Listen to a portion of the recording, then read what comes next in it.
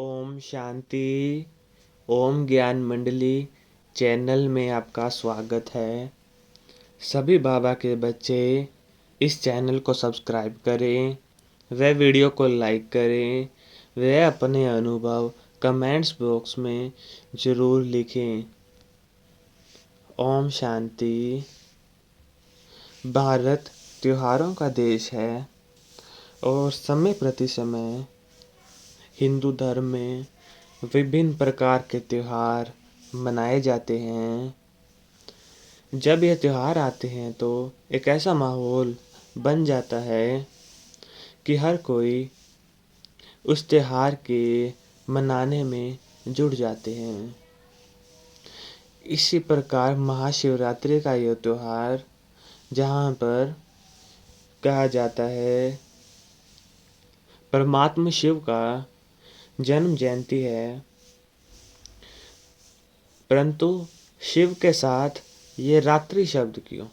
अवश्य ये कोई 24 घंटे का दिन और रात की बात नहीं है, परंतु सब सारे संसार के अंदर अज्ञानता के अंदर अज्ञान रात्रि फैल जाती है,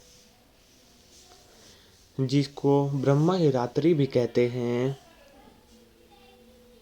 सतयुग त्रेता को ब्रह्मा का दिन माना गया, द्वापर कलयुग को ब्रह्मा की रात्रि मानी जाती है। और ये रात्रि की वेला में जहाँ मनुष्य आत्मा अनेक प्रकार के बुराइयों में घिर जाते हैं, अनेक प्रकार की विकृतियों से जिसका जीवन घिर जाता है, और अनेक रूप से अज्ञानता का, उसमें भी सबसे बड़ा अंधकार मानव जीवन में वो है अहंकार का ज्ञान। जब व्यक्ति में सही समय पर ज्ञान का प्रकाश नहीं होता है, ऐसे समय पर ही परमात्मा शिव को कहा जाता है ज्ञान सूर्य और ज्ञान सागर। वो ज्ञान सूर्य जब इस संसार में अवतरित होते हैं तो अज्ञान, अंधेरे, विनाश का अंत होता है। और इसीलिए ये समय ही है, ये काल है जब रात्रि का समय चल रहा है। इसी समय में परमात्मा ने आकर के अनेक आत्माओं में ज्योति जगाई। कहा जाता है कि जब ज्ञान का दृत पड़ता है तो आत्मा की ज्योति प्रज्वलित होती है, तब उसके जीवन के अंदर से भी अज्ञानता का अंधकार नष्ट होता है। तो परमात्मा आकर ये आत्म जागृति ले आते हैं। इसीलिए भक्त लोग भी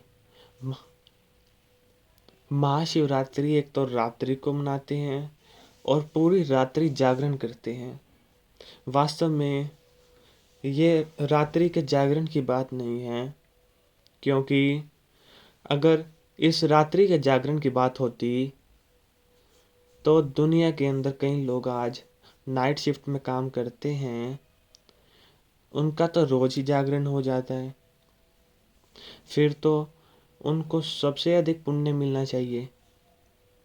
इसलिए कहा ये 24 घंटे वाली दिन रात्रि की बात नहीं है, लेकिन ये अनेक प्रकार के विकृतियों के वश जब मनुष्य हो जाता है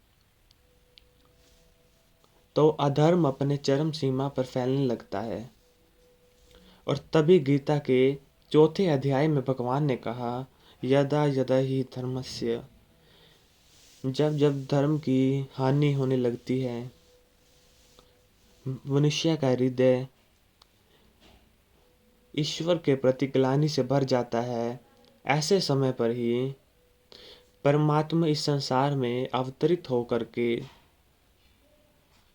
मनुष्य आत्मा के जीवन के अंदर ज्ञान के प्रकाश से सद्धर्म स्थापना करते हैं।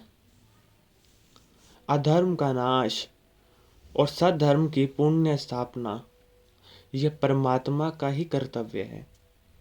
इसलिए वो परमेश्वर इस संसार में आकर के ऐसा जब ज्ञान का प्रकाश फैलाता है, अर्थात ऐसी समझ धर्म के विषय में प्रदान करते हैं, साथ ही साथ वो शक्ति भरते हैं जिससे मनुष्य सद्धर्म के मार्ग में चलने की हिम्मत रख सके। क्योंकि आज मनुष्य के पास हिम्मत ही नहीं है, इसलिए तो बड़ा उदास, कई बार ये सोचता भी है कि धर्म के मार्ग पर मैं कैसे चलूं, आगे कैसे बढ़ूं, रास्ता नजर नहीं आता। तभी तो महाभारत के अंदर दुर्योधन ने कहा,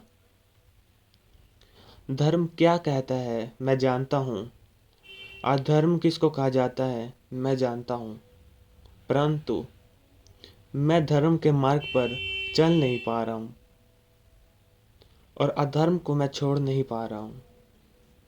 ठीक इसी तरह आज का मनुष्य भी ये तो अवश्य जानता है धर्म किसको कहा जाता है, ये भी जानता है अधर्म किसको कहा जाता है, लेकिन फिर भी धर्म के मार्ग पर चलने की हिम्मत नहीं है, शक्ति नहीं है और अधर्म को छोड़ने की हिम्मत नहीं है।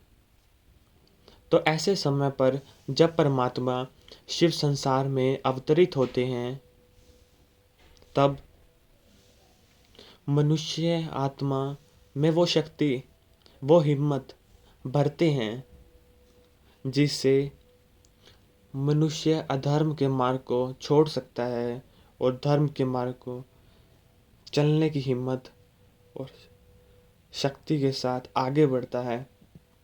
इस तरह का परिवर्तन जब हृदय में होने लगता है, ईश्वर के प्रति वो श्रद्धा जागृत होने लगती है, तभी तो मनुष्य परिवर्तन को अपना सकते हैं। और इस परिवर्तन की वेला में जब युग परिवर्तन, काल परिवर्तन, समय परिवर्तन होता है, तब मनुष्य आत्मा में भी जुड़ना शुरू करता है और उसी से संसार के अंदर भी परिवर्तन होने लगता है। इसी के यादगार के रूप में हर भारतवासी महाशिवरात्रि का ये पावन पर्व बड़े धूमधाम से मनाते हैं और यही सोचते हैं ये जागरण करने से, धर्म के मार्ग पर चलने से, जीवन के अंदर व्रत नियम संयम रखने से वो बहुत ऊंचाई पर प्राप्त कर सकते हैं। तभी स्वर्ग लोक से एक पुष्पक विमान आकर के उनको संसार से ले जाएगा, एक नई दुनिया, स्वर्गीय दुनिया की ओर।